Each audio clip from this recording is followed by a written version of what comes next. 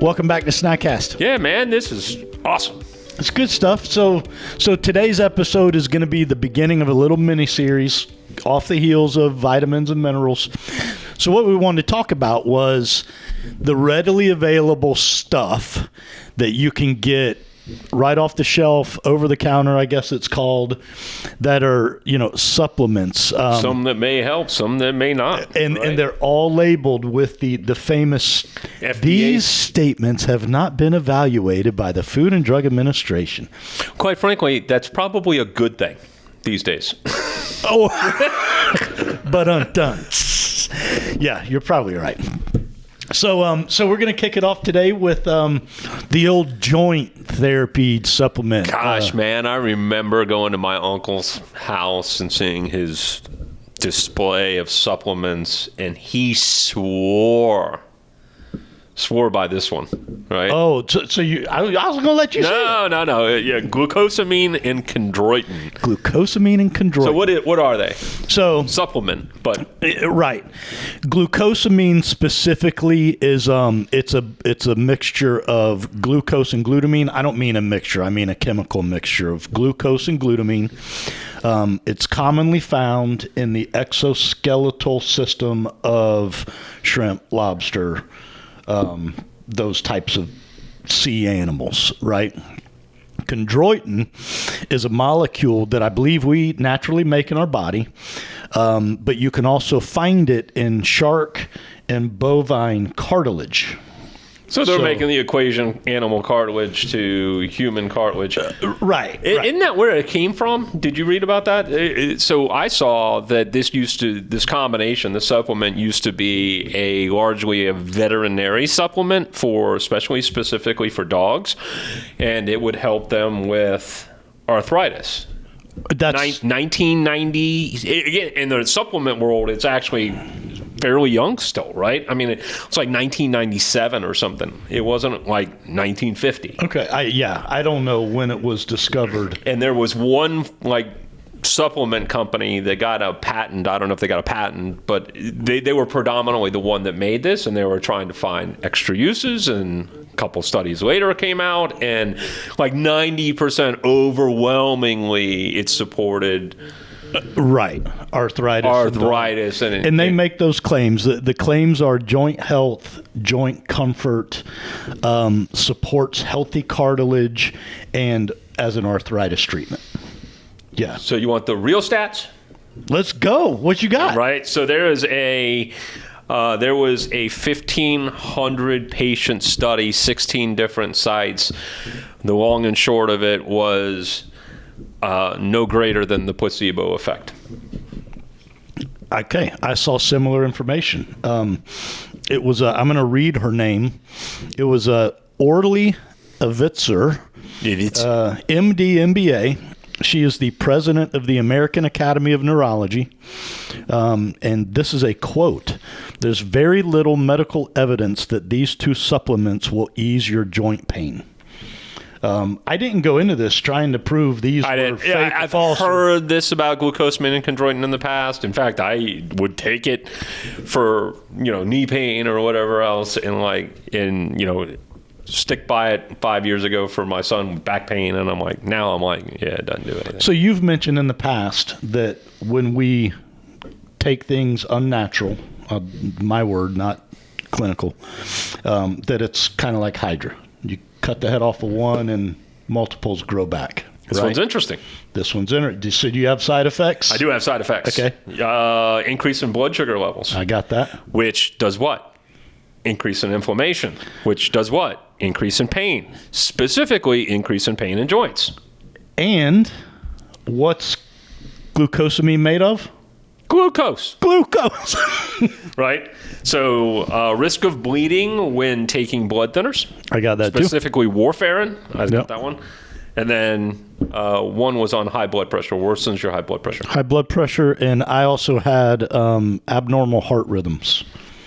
So, yeah, I don't know. So, okay, did we kill this one already? Is it dead? Is there anything other than All right. What are the options if glucosamine and chondroitin aren't there? What are some other ones? That's some of what I read was the primary cause.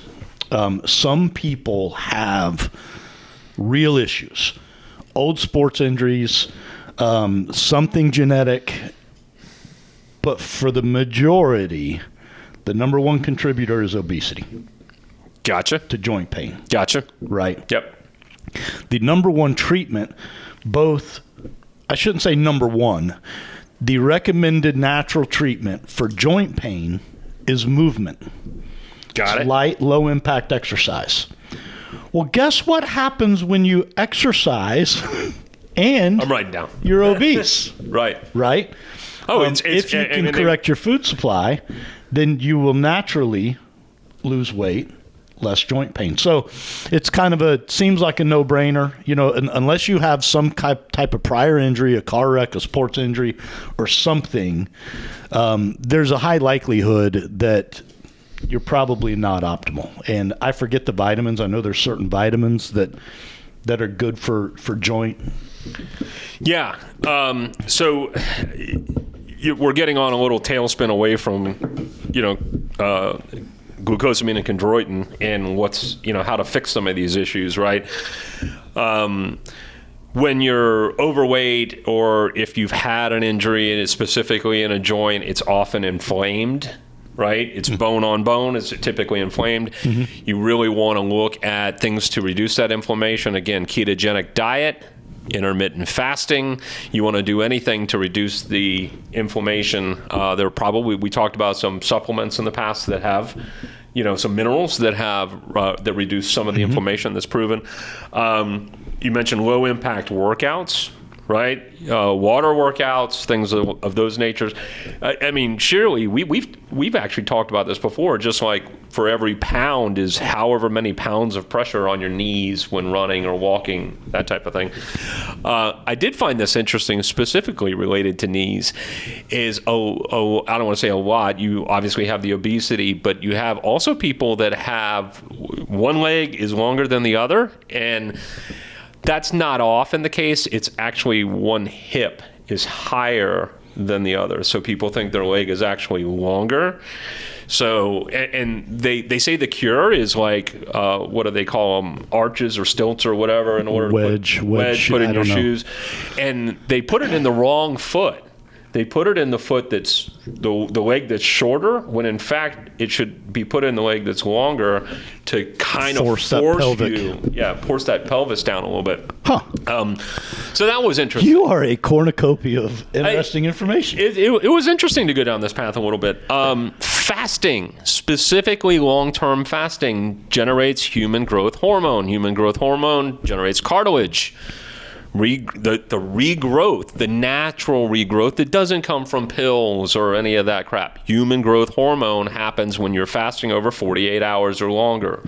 So did you, right? I know that there's several vitamins and minerals that promote DNA synthesis, which we talked about in those episodes, that combine that with fasting and proper vitamin and mineral levels. Yeah. You're on to something. Yeah. So, I mean, if somebody came to me and said, hey, I have extreme knee pain, I'd go right down the list, right? I would go right to, let's get you on a ketogenic diet, or let's look to ketogenic diet, especially if it's weight loss, knee pain, and then fasting. Yeah. Fasting is a double whammy. You're removing the inflammation, right? Your body's not worried about the invader, which is food. And now it's working on removing the inflammation from your body. Plus, at the same time, if you do it for longer than 48 hours on a water only, see your doctor, talk to your doctor, you actually have... These statements have not been evaluated by the FDA. Right? But you're also, at 48 hours or more, you're starting to regenerate human growth hormone. Yeah. Interesting stuff, right? I've never taken it. I did look into it.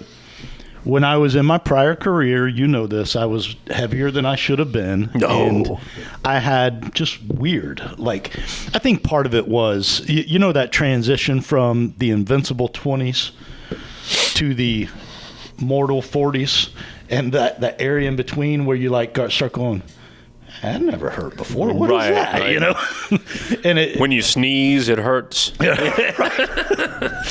You know, and certainly, long story short, I fixed almost all of that simply by getting back into reasonable shape. You know, Right. But I mean, just you being keto / carnivore, you've got to have reduced massive amounts of dude, inflammation. my wife made me a soup this week. Not me. She made one. She's eating it too, and it's got beans in it and it's got spinach in it, and I'm like, oh, it's not bad. The soup is fine, but it's like my body is going, hey, where's my bowl of meat? Right. You know, all this other frou-frou stuff in there. Frou-frou. Yeah. You're going to mess up my bowels. Right. So yeah, I mean, like, there are some other supplements, I think Colossus, that if I say that right, Colossus, that are maybe a little better than, obviously, not maybe, but better than chondroitin and glucosamine.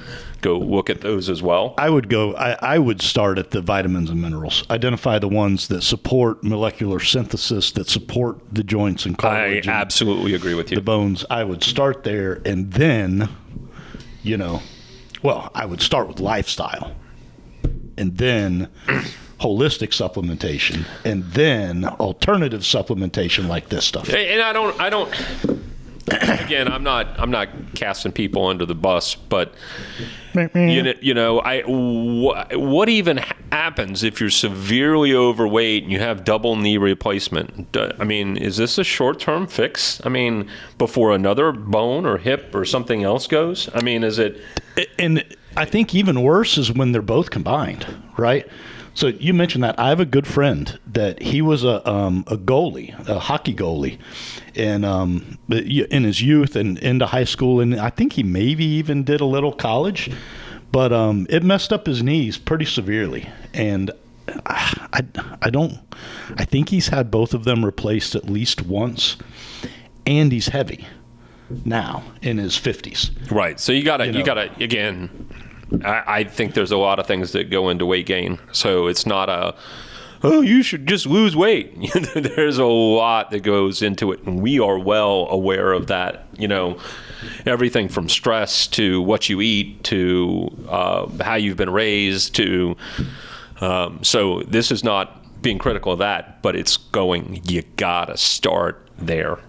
Yeah. Got to start there. You gotta get your weight under control. Yep. I agree. All right. Nothing else? Nope. Questions, comments, concerns, email us at snackcast@yes.fit. Stay moving. See ya.